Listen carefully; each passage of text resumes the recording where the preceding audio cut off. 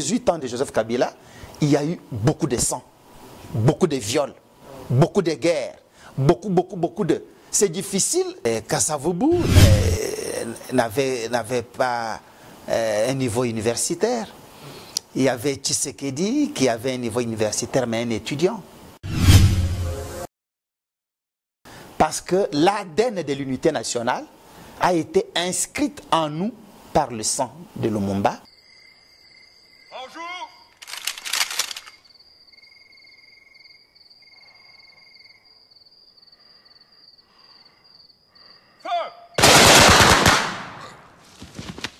Congo, Congo nde mboka, mboka ngo mokengeli koi, mboka ngo mokengeli léopard. La mort n'est rien, mais vivre vaincu sans gloire, c'est mourir tous les jours. Très heureux d'être avec vous, mesdames, messieurs, pour les comptes, bien sûr, de ce programme dénommé Web Entrepreneuriat. Alors, 60 ans après, la RDC, 1960, 60 ans aujourd'hui, 60.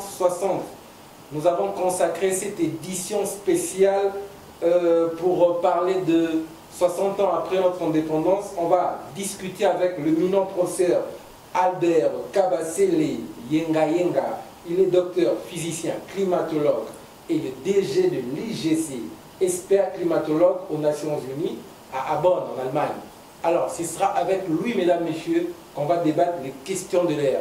On va parler de la vie numérique de la RDC, la vie sociale des Congolais, la politique congolaise. On va consacrer cette édition pour les 60 questions, pour les 60 ans de l'indépendance.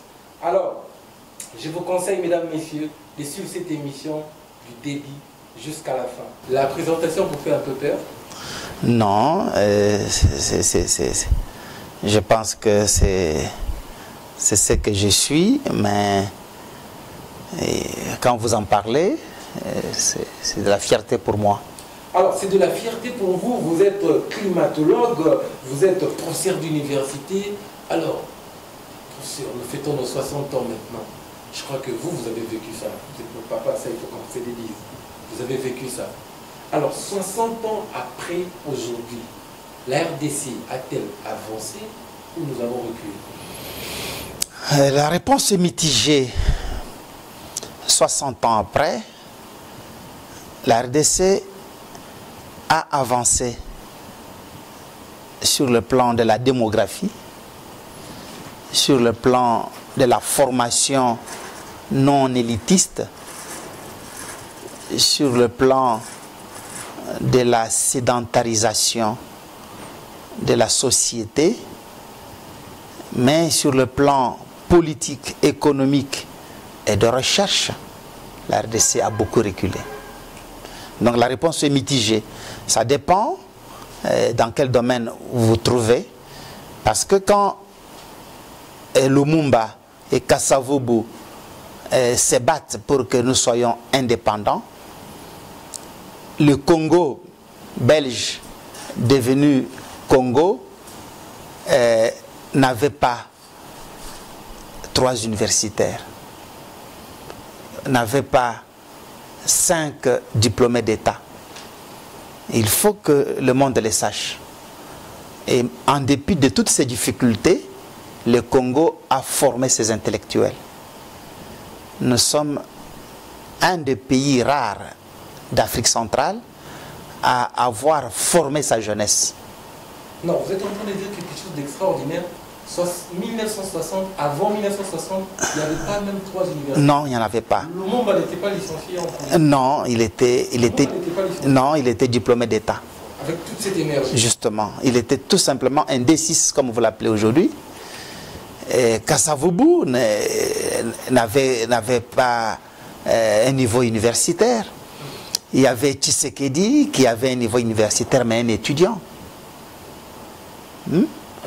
Ça c'est formidable. Oui, un étudiant. Et il y avait Thomas Kanza, la famille Kanza. C'était le seul universitaire. Et de quel niveau? Bac plus 3, G3, gradué. Et Mobutu, c'était un dactylo. ainsi de suite. C'est-à-dire? C'est-à-dire, il savait écrire à la machine à écrire, la machine... Pas universitaire. Non, il n'était pas universitaire. Alors, posez-vous la question, comment, dans ces 60 ans, ces pays, toujours en guerre, a fabriqué ses propres médecins, ses propres ingénieurs, ses propres enseignants, ses propres professeurs, ses propres... ainsi de suite. Et ces pays a pris de l'avance terrible sur l'Angola. Et c'est grâce au Congo-Kinshasa, avec l'université Lovanium, l'UNIKIN aujourd'hui, et c'était le Silicon Valley de l'Afrique centrale. C'est ainsi que tous les chefs d'État, tous les hommes politiques presque d'Afrique centrale devraient passer par Kinshasa pour être quelqu'un. Donc, je ne dis pas que nous avons passé les 60 ans pour rien. Nous avons su former notre jeunesse grâce à la clairvoyance et au patriotisme de nos pères.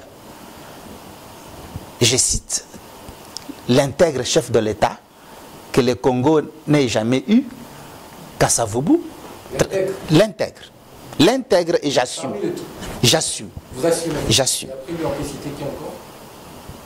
Je ne pense pas que après Lumumba et après Kasavubu, le pays ait eu un homme intègre, capable de vendre la mangue de la présidence et de mettre l'argent au trésor public. Mais on a vu ça récemment. Justement, lui, il est encore là, on va voir. On ne peut pas encore parler de son intégrité. Il faut le voir finir pour qu'il laisse son histoire. Ça c'est grave encore, c'est des graves révélations. Vous parlez de l'intégrité. L'intégrité intègre, c'est-à-dire quelqu'un qui savait distinguer sa poche de la poche de l'État. Quelqu'un qui allait en mission et qui revenait avec le reste et reverse au trésor public. Et c'est ça, Kasavubu. Après lui, on n'a pas vu ça. Après lui, on a vu que avec Mobutu, c'était autre chose. Mais Mobutu a aussi ses qualités. L'unité nationale. L'unité nationale. Et ça c'est lui qui a formalisé ça. Ok? Et il l'a fait. L'unité nationale. Un Moulouba qui vit tranquillement à l'Équateur. Un homme de l'Équateur qui vit tranquillement au Katanga. Un Katangais qui fait fortune au Bas-Congo. Et un homme du Bas-Congo qui vit paisiblement au Kasaï. Et nous l'avons vu. L'unité nationale. Et il n'y a pas un autre. Et après lui, on peut brosser Kabila le père. Kabila le père. Et lui c'est, je ne dirais pas, il n'a pas eu beaucoup de temps. Mais c'est un rebelle. C'est-à-dire, pas un rebelle au mauvais sens du mot, mais quelqu'un qui a refusé que les Congolais restent à genoux face à la dictature. Un révolutionnaire? Un révolutionnaire, okay. Très bien. C'est pour cela que j'ai dit un rebelle au vrai sens du mot, positif, un révolutionnaire. Quand Kabila marche de l'Est jusqu'à l'Ouest pour prendre le pouvoir, c'est parce qu'il a une chose en tête, je ne peux pas laisser mon peuple esclave. Un révolutionnaire. Et voilà. J'aime cette phrase. Kabila ne veut pas laisser son peuple esclave. Esclave. Et aujourd'hui, justement, il a été trahi. Il a été trahi par ceux qui l'ont porté. Aujourd'hui, nous sommes esclaves ou nous sommes toujours esclaves? En fait, si Kabila ressuscitait, il regretterait pourquoi il a marché de l'Est à l'Ouest avec les Kadogo. Parce que son aventure a été trahi. On lui a volé sa révolution. Qui? Mais par ceux qui l'ont porté, par ceux qui se sont associés avec lui, parce que lui seul ne pouvait pas nous libérer. Il a cherché des appuis. Et ceux qui ont marché avec lui sur Kinshasa pour nous libérer de la dictature de Mobutu. Parce qu'aujourd'hui, les gens oublient. Vous parlez de Rwandais, Et je parle de Rwandais, de Burundais, qui se sont battus à Kisangani, comme s'ils se battaient dans une forêt alors que c'était dans une ville habitée avec des armes lourdes. Donc notre vie n'avait pas de sens. On retient que c'est l'accord qui lui a fait chuter alors, Kabila le père. C'est ce qu'on peut dire. Justement, les Congolais doivent retenir une chose, que les accords sont des textes privés. Parce que même aujourd'hui, j'entends parler accords. J'entends parler accords. Ce sont des textes privés. Et il avait raison. En 1997, on va arriver. Il avait, oui, avec Kabila le père. justement, cet accord était nécessaire. Parce qu'on ne peut pas comprendre.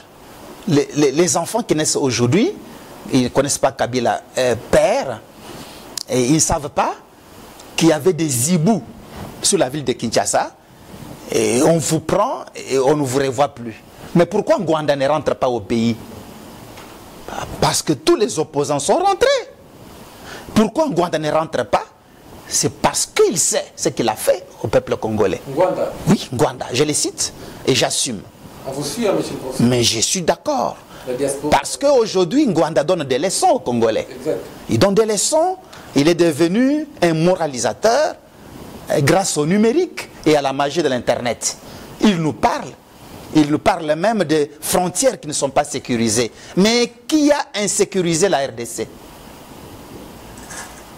Parce que Ngwanda, aux côtés du président Mobutu, ils avaient toutes les chances de développer ces pays. Ils ne voulaient pas faire de routes, soi-disant qu'en ouvrant des routes, on va attaquer le pouvoir du impère. Il fallait laisser les Congolais à l'âge de la pierre taillée, à l'âge de Pithecanthrope et d'Homo sapiens. Mobutu avait tous les moyens, comme il l'a fait pour la formation des masses. C'est grâce à lui qu'il y a eu la formation des masses. Ça, je lui reconnais. L'unité nationale, ça, je lui reconnais. Mais il a refusé un Congo développé. Mobutu. Il n'a pas voulu le développement. Mobutu était un blocage pour les Zaïre. Il a favorisé la formation des masses. C'est grâce à Mobutu que les Congolais se sont formés. Je vous informe qu'on avait la bourse, qu'on refusait de manger les makayabou, on réclamait le porc et la vache, et on nous donnait ça. La bourse était une réalité. Sous Mobutu, la formation, l'unité nationale, coup de chapeau. Mais dans chaque homme, il y a un mais. Et le mais du président Mobutu, il a refusé le développement. De quel développement vous parlez? Mais le développement économique. Le développement économique, ce sont les routes. Il a voulu garder un Congo jungle, forêt, sans route, pour protéger son pouvoir. C'est ça le refus du développement. Donc tout ça, Ngwanda pouvait faire quoi? Parce que les chefs avaient déjà... Mais Ngwanda, ce sont les conseillers du roi. Ce sont eux qui étaient au palais. Il a une responsabilité politique. Parce que Mobutu ne prenait pas ses décisions seul, sans les partager avec son cabinet.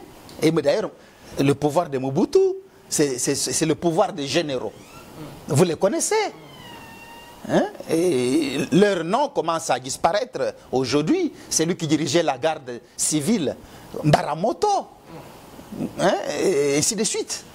Tous ces généraux. Il y a eu un moment où les Congolais ont vécu la dictature de Mobutu, après Mobutu en fait. Après Mobutu, il y a eu la révolution saluée. Parce que les Kadogo étaient aidés par la population.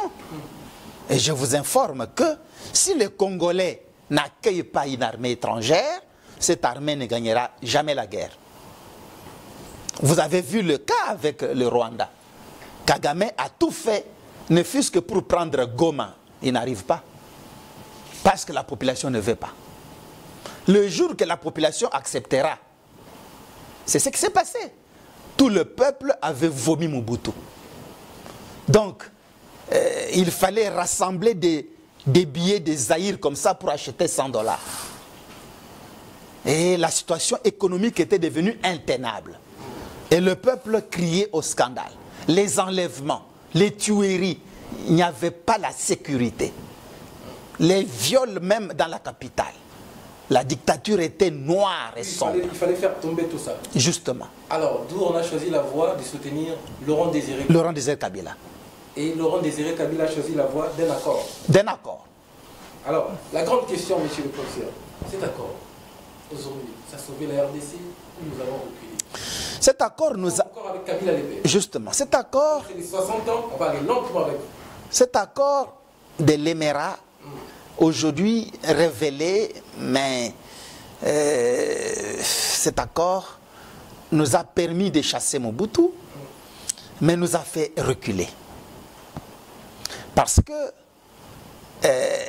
la révolution tant attendue n'est pas arrivée. D'abord, même sans cet accord, Mobutu était déjà fragilisé par la maladie et il allait partir.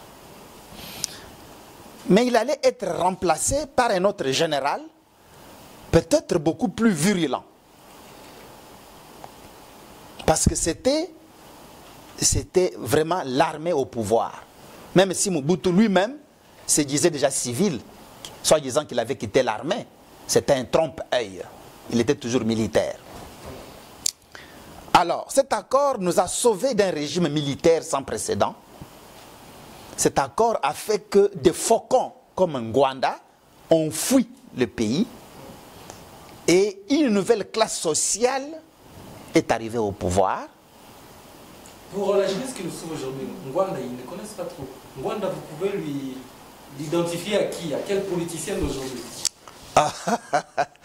Non, je peux l'identifier tout simplement à son poste. C'était un conseiller spécial. Il était le seul conseiller spécial chargé de la sécurité. Donc, le dernier conseiller spécial que nous avons connu, aujourd'hui c'est Beya, par exemple. Hier, le dernier de Kabila, c'était Jean Bouyou, maître bâtonnier, maître Jean Bouyou, avant maître Jean Bouyou, ainsi de suite. Donc vous savez, pour la plupart, ce sont des gens qui ont les arènes du pouvoir. C'est-à-dire les gens qui flashent quelques mots à l'oreille du chef. Donc un conseiller spécial chargé de la sécurité, il est avec le chef de l'État et il connaît mieux le contour du pouvoir. Mobutu avait des mauvais conseillers. Bref, non seulement des mauvais conseillers. Kabila, qui avait des bons conseillers, a choisi la voie d'un accord.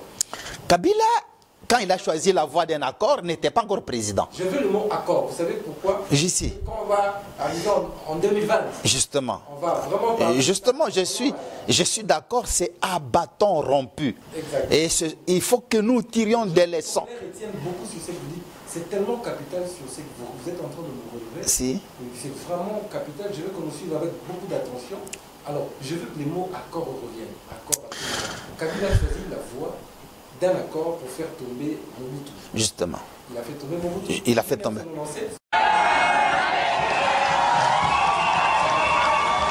l'avis de mes médecins, j'ai décidé d'interrompre mon séjour en France et de revenir poursuivre ma convalescence dans mon pays.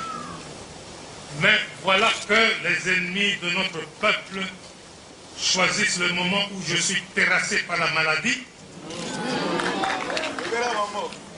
pour me poignarder dans le dos. Car ils savent ce que l'intégrité du territoire représente à mes yeux. J'ai consacré ma vie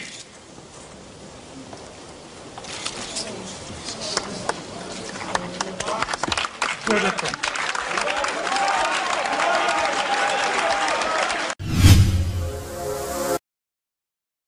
Et qu'est-ce qui est arrivé après? Et après, chasser les naturels, il revient au galop. Les mêmes que Kabila avait chassés, aussitôt trahis par les Rwandais qu'il avait portés au pouvoir, il a cherché à refaire table rase et à unir les Congolais. Mais il ne pouvait pas faire autrement qu'avec ceux-là qu'il avait trouvés.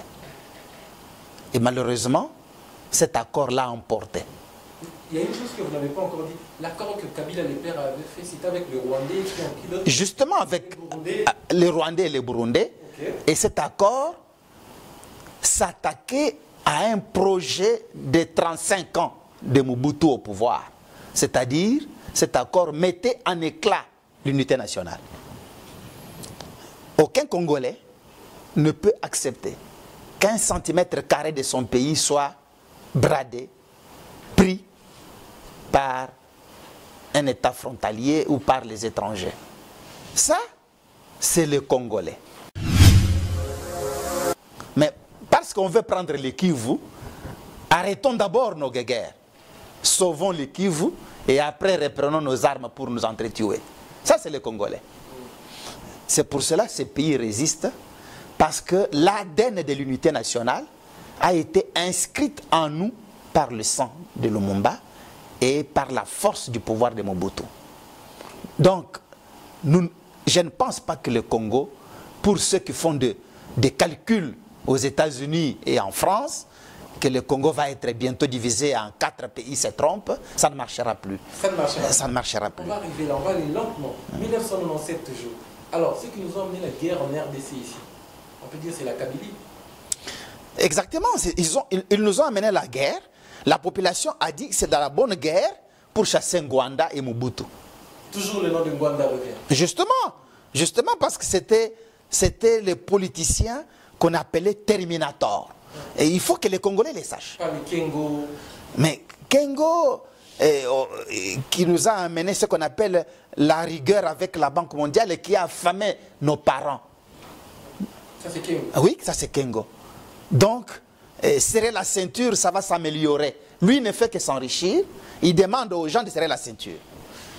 Aujourd'hui, il a des immeubles partout. Kengo est riche.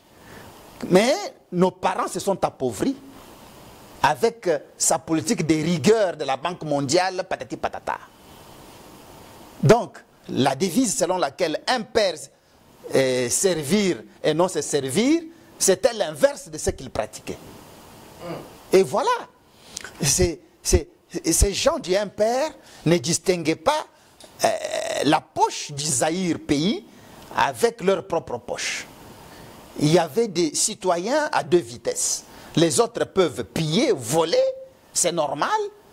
Et Makala, et Luzumu, et je ne sais pas, Likassi là-bas, Bouro, c'est pour les voleurs de cacahuètes et des affamés. C'est ceux-là qui remplissaient là-bas et les opposants politiques. Mais tous les voleurs étaient aux affaires. Tous les voleurs étaient aux affaires. Conséquence, la population souffrait encore. Alors, Le régime de Mobutu, c'est un régime d'échec économique. Le régime de Mobutu. Oui. Mais en quel moment il y a eu vraiment crise économique? Il y a eu crise économique quand Mobutu était obligé de recourir à la planche à billets. Parce que l'économie ne tournait pas et il fallait fabriquer des billets pour continuer à alimenter l'économie. Or, la loi de l'économie, ce n'est pas ça. Il faut produire, travailler, et c'est cette production qui crée une valeur ajoutée qui fait fonctionner l'économie. Mais sous Mobutu, c'était fabriquer les billets et injecter sur les marchés. Vous vous rappelez, pour quelqu'un qui touchait $50 par mois, il fallait partir avec un sac de riz pour qu'on vous remplisse les billets Zaïre. Donc, l'économie avait atteint le summum. Le régime de Mobutu, c'est l'échec économique avec la zaïranisation. Ravir les biens d'autrui. La zaïranisation. Pas placer les Zaïrois. Non. Non. Aujourd'hui, les acquéreurs, ceux qui ont pillé les investisseurs belges, portugais, espagnols, tout ça, ils ont gardé des biens. Toutes ces parcelles que vous voyez dans toutes nos grandes villes, la plupart sont des parcelles de blancs, des biens d'autrui, volés, ravis. Et on a appelé ça zaïranisation. Après le régime de Mobutu, échec économique a consacré le pillage. Un peuple qui se pille lui-même. Moi, étudiant à l'époque en première licence, Mobutu a créé, c'était dans les années 90-91. J'étais en première licence. Mobutu a créé une banque d'affaires qu'on appelait Nguma et Mbindo. Donc, les populations allaient avec leur argent, hypothéquer, 3 jours après, récupérer les triples. Et moi, je l'ai fait aussi en tant qu'étudiant. Et j'étais même agent payeur. Et les gens ont créé ce qu'on appelle une économie virtuelle, l'économie de non-travail. Et voilà ce qui a consacré l'échec des Mobutu. Après tout ça, la conférence nationale souveraine est venue, mais comme nos politiciens ne s'entendaient toujours pas, Mobutu restait. La conférence nationale souveraine n'a pas pu chasser Mobutu, et il fallait un rebelle. Et ce rebelle révolutionnaire, qui était le bienvenu. Vous n'avez pas encore parlé de Tshisekedi le père. Mais Tshisekedi le père a toujours sa place. C'est grâce à lui qu'on a eu plusieurs partis politiques aujourd'hui. Justement, Tshisekedi a d'abord travaillé avec Mobutu. Le manifeste de l'Ancélé. Tout le monde dit que c'est l'idée de Tshisekedi, Étienne. Des hommes qui ont influencé notre politique, Tshisekedi et Lumumba sont des gens qu'on ne peut pas oublier. Et je parle de Tshisekedi parce que vous m'avez posé la question. C'est quelqu'un qui n'accepte jamais la compromission. Et il est resté comme ça, des marbres, jusqu'à sa mort. La compromission. Donc, vous avez, pour lui, ce sont les textes. Et en dehors du texte, il n'y a pas le pouvoir. Et c'est ça qui a fait son caractère trempé. Il n'a pas hésité de quitter le manifeste de l'Ancélé et quitter l'école Makanda Kabobi que lui-même avait mise en place. Quand il a trouvé que Mobutu commençait à aller au-delà du peuple. Et c'était la dictature. Il a refusé la dictature. Et il s'est lancé dans l'opposition. Et dans cette opposition, il a refusé la compromission. Et il est resté derrière le peuple, défenseur des pauvres, et sans voix jusqu'à sa mort, sans les trahir.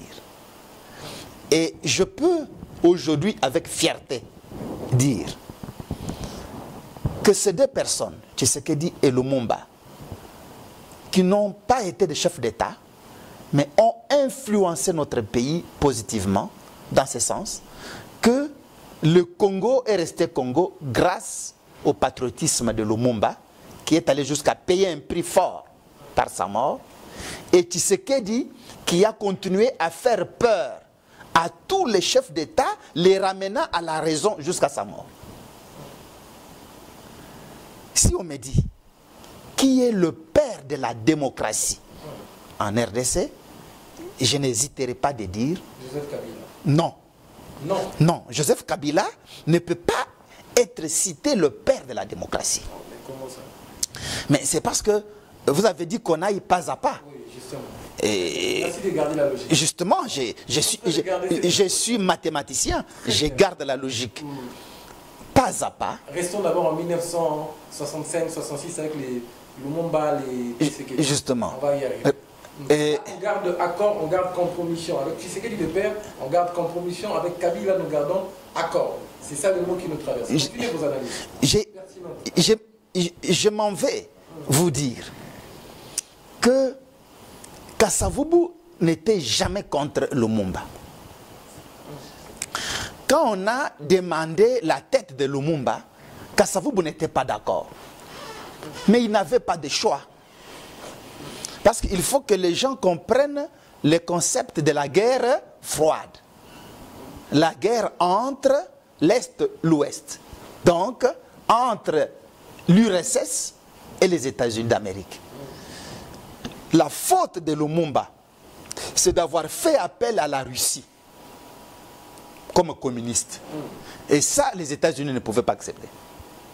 C'était la ligne rouge qu'il ne fallait pas traverser. Non, on va aller là. Là, c'était les affrontements entre Kasavubu et Lumumba. Il n'y a pas eu affrontement. Il ne faut pas qu'on... À quel moment il a fait appel aux Russes? C'était pour... Il a fait appel aux Russes quand il a trouvé que la Constitution n'était pas respectée. Par qui? Mais c'était le Premier ministre qui devait gérer. C'était un régime pas parlementaire. Comme aujourd'hui. Non, aujourd'hui, il est semi-présidentiel, semi-parlementaire. Mais à l'époque, c'était parlementaire. Donc, c'est comme en Allemagne, comme en Angleterre, où c'est le Premier ministre qui gère le pays. Et si Lumumba a accepté d'être Premier ministre, c'était pour gérer le pays. Et il savait que le président Kasavubu, c'est seulement le chef de l'État, le symbole de l'unité nationale. Ah, ça commence à devenir très intéressant, ça. Donc, Kasavubu ne pouvait pas gérer le pays. Kasavubu devait se comporter comme Helmut Kohl, autrefois président de l'Allemagne. Il devait se comporter comme la reine d'Angleterre, qui ne gère pas l'Angleterre. Il devait se comporter... Voilà la vérité. Maintenant, les Belges vont souffler à l'oreille de Kasavubu, c'est toi le chef de l'État. C'est toi le chef de l'État.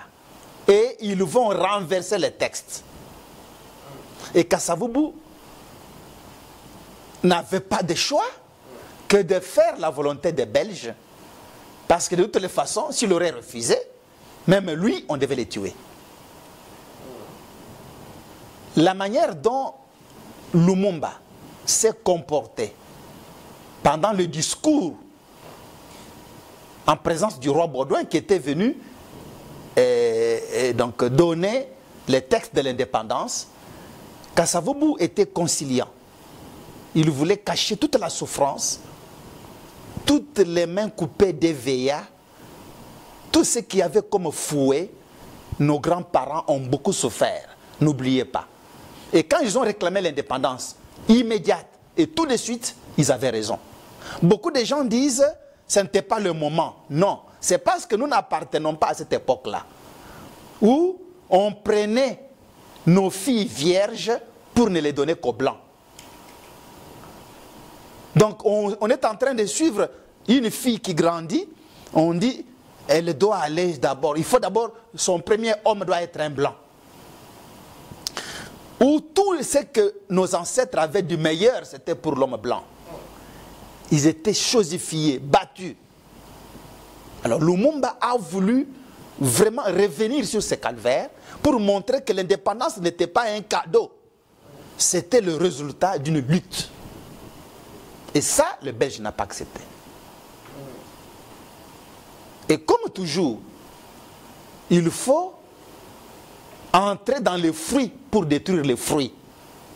Ils ont changé les textes qui consacraient Lumumba comme Premier ministre et ils ont voulu lui ôter le pouvoir parlementaire qu'il avait. C'est lui qui avait la majorité et c'est lui qui devait gérer le pays. Et le chef de l'État était là. Très belle analyse, belle analyse. Mais la grande question, c'était qui est le père de la démocratie? C'était une petite parenthèse. Le père de la démocratie, je ne le dis pas parce que je peux avoir des tendances et ainsi de suite. Non. Le père de la démocratie, l'exemple, le modèle de la démocratie, c'est lui qui s'est battu pour l'alternance. L'alternance au pouvoir. Pour que le Congolais accepte le multipartisme et que les opposants aient droit au chapitre. C'est Dr Étienne Tshisekedi Wamulumba. Il s'est battu. Non, il faut marquer une petite pause avec ça. Il s'est battu. Ça, c'est des graves révélations. Oui, oui. Bah, d'abord. Vous avez parlé de l'alternance. Justement. C'est ça. Mais je vais vous expliquer. Parce que les gens parlent de l'alternance aujourd'hui, ils ne comprennent rien. Okay. La première chose, le MPR était le parti-État. Moi, ça m'a choqué, ça. Ça vous choque, oui, mais c'est mon point de vue. Et puis, ça peut être le point de vue de beaucoup de Congolais aussi. Et l'histoire l'écrira. Contrairement à ce qu'on nous dit aujourd'hui. Non, c'est pas ça. Est-ce que Joseph Kabila avait-il accepté l'alternance? Ou ça lui a été forcé? C'est ça la question. Et vous savez, les Rossi sont morts. S'il y avait alternance. Mais pourquoi Rossi est mort? Pourquoi tous ces morts? Pourquoi toutes ces marches ont été... pourquoi il y a eu tout ce sang qui a coulé? Pourquoi? Ah, vu que vous voulez en venir là, on passe de 1990. Non, mais revenons là. C'est une question qui fâche. Moi, j'y reviens. Je mets les doigts dans la plaie. J'ai dit, le impère, sur mon diplôme d'État, c'est écrit impère. Tout, nous tous, Olinga te, aux Amwana, il y a impère. Mais qui a changé? Qui a fait pleurer Mobutu? Comprenez mon émotion. Encellé. Encellé. Qui a fait que l'école Makandaka Bobi tombe le même jour? Qui a changé, qui a déboulonné le monopartisme? L'opposant qui a tout accepté. C'est Etienne Tshisekedi. La démocratie commence là. Les 13 parlementaires. Oui, mais même les 13 parlementaires. Mais il était toujours dedans. Donc, il s'est battu à tous les niveaux. Mais la consécration, après les 13 parlementaires, après tout ça, la consécration, c'est quand Mobutu a pleuré à enceller. Et a dit, j'accepte qu'il y ait plusieurs partis politiques. Et qu'appelle-t-on démocratie? C'est le multipartisme. Et qui a provoqué ce multipartisme? C'est Etienne Tshisekedi. La pression venait. La pression. Battu, maltraité, emprisonné, empoisonné. Pour être accepté comme exilé politique en Europe, il fallait avoir la carte de l'UDPS. Qui ne le sait pas? Tous ceux qui sont au pouvoir aujourd'hui, pour les vieux politiciens, qui sont aujourd'hui en train de faire ce qu'ils font, tous étaient de l'UDPS. Tous. Quelle est l'école de politique? Quand vous dites tous, les Minakou... Mais je vous dis que... Tous. Je vous dis que tous ces politiciens qui viennent de l'Europe, soit disant qu'ils étaient opposants, tout ça, étaient membres de l'UDPS. Tous. Tous ceux qui étaient restés au Congo étaient dans le MPR. Même ceux qui forment le FCC aujourd'hui. Étaient membres de l'UDPS. Là, je donne l'exemple de l'ancien ministre de communication Mende Omalanga. Il était dans l'UDPS. Lambert Mende. Kinke Mulumba. Il était dans l'UDPS. Fidèle à Kabila. Mon frère que j'aime beaucoup de Télé 50, Kassam. Mais il était de l'UDPS. Oui. Donne-moi les noms. Donne-moi les noms. Donne-moi les noms. Chadari était dans l'UDPS. Tous, ils ont la carte de l'UDPS. Obé Minakou, je ne sais pas. Mais même si Obé Minakou n'était pas dans l'UDPS, il était dans l'UDPS dans le ventre de sa maman. Tous dans l'UDPS. Alors, l'UDPS, c'est la matrice de la démocratie. Mais pas Kengo, ça il faut souligner. Kengo était dans le MPR et il est resté MPR jusqu'au départ de Mobutu. Et d'ailleurs, je vous révèle que quand il est parti en Europe après la fuite de Mobutu, Kengo a dit qu'il n'était pas congolais. Il a dit dans les antennes qu'il n'était pas congolais, qu'il était au Zaïre pour aider Mobutu. Il n'était pas congolais.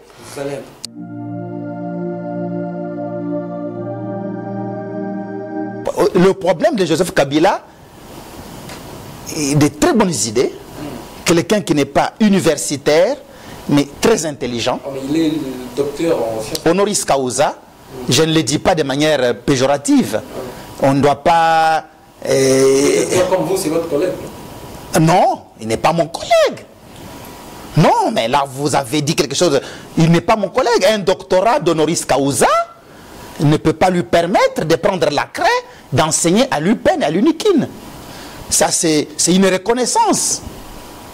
Ok? Moi, je me dis, Kabila, Joseph, c'est un homme très intelligent.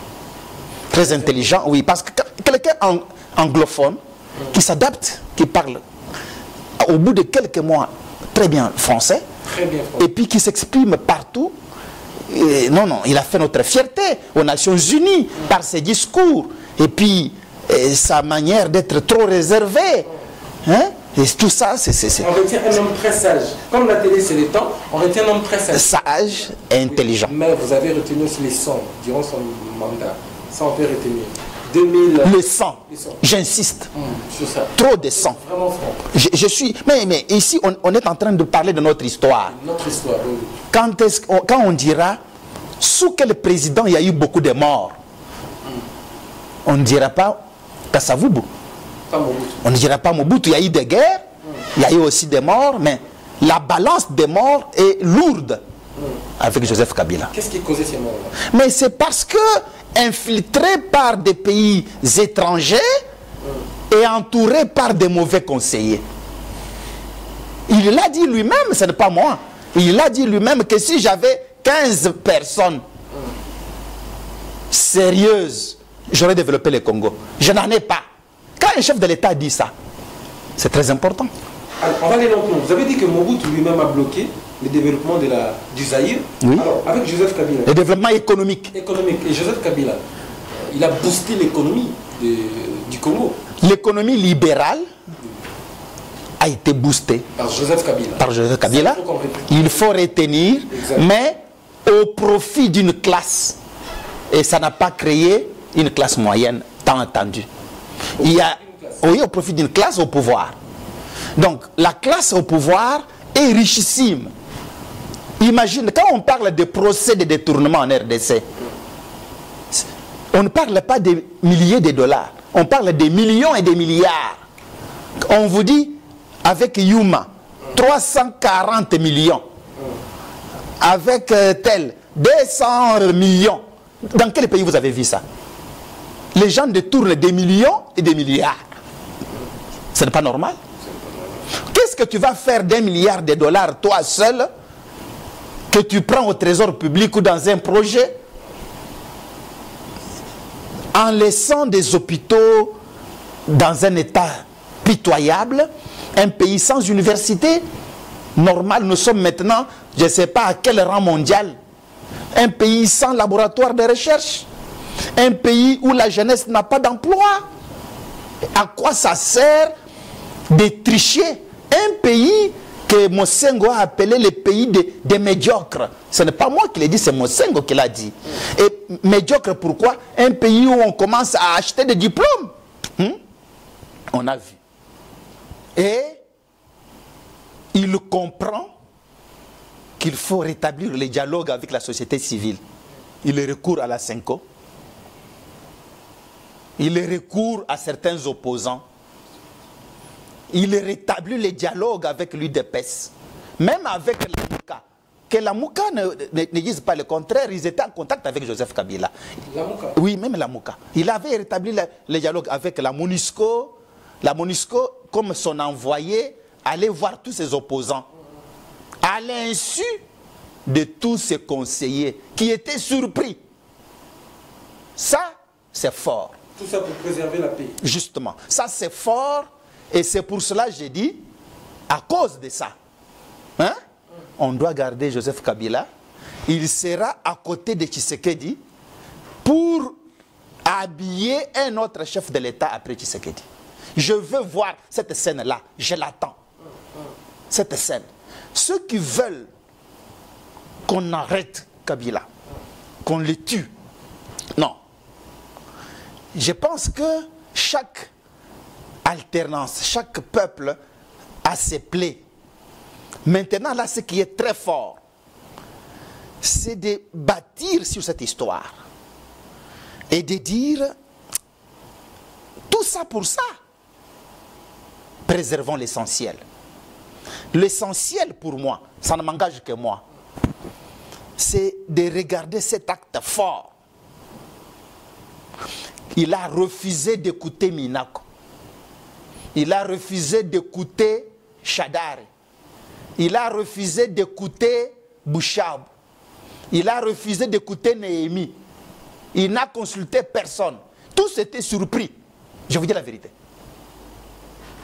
Et quand ils vont mettre Shadari, une autre décision forte, c'était de constater que Shadari n'a pas gagné les élections et qu'il faut donner le pouvoir à celui qui peut diriger le pays. Celui qui peut diriger le pays. Qui a gagné. Oh, ok. La nuance, c'est ça. Celui qui a gagné ou qui peut diriger. C'est lui qui a gagné. Félix Antoine Tshisekedi Tshilombo est un président élu. Okay. N'en déplaise. Nulle part, ce n'est pas écrit qu'on lui a donné le pouvoir. Tshisekedi a battu Fayoulou aux élections. Carrément. Oui. C'est ce qu'on peut retenir de l'histoire. Mais qu'est-ce qu'on peut retenir? On va retenir que Fayoulou a gagné. Mais je suis très sincère. Okay. Parce que je ne vais pas entrer dans des dialectiques. La Cinco a fini par reconnaître qu'ils avaient seulement des résultats de 15 à 20% des bureaux. Et qu'ils ont fait des simulations. Est-ce que c'est normal? Ici, je vous ai dit qu'on parle à bâton rompu. Ok? Il y a eu cette tragédie des cimes triquées dont on parle, avec les cimes oranges, avec la France. Il y a eu beaucoup de choses. Et l'organe régulateur des élections s'appelle la CENI. Et la CENI, Tshisekedi ne s'est pas autoproclamé. C'est la CENI qui a dit, voici les vainqueurs. Le problème des Congolais, c'est de rester dans des accords et dans la compromission. Pour les Congolais, l'UDPS, après 37 ans de pouvoir et d'opposition, ne pouvait pas gagner les élections. Mais quel est le parti le mieux représenté sur l'étendue nationale dans ces pays? Entre nous. Qui est ce politicien qui a appris à s'opposer au pouvoir sans le soutien de l'UDPS?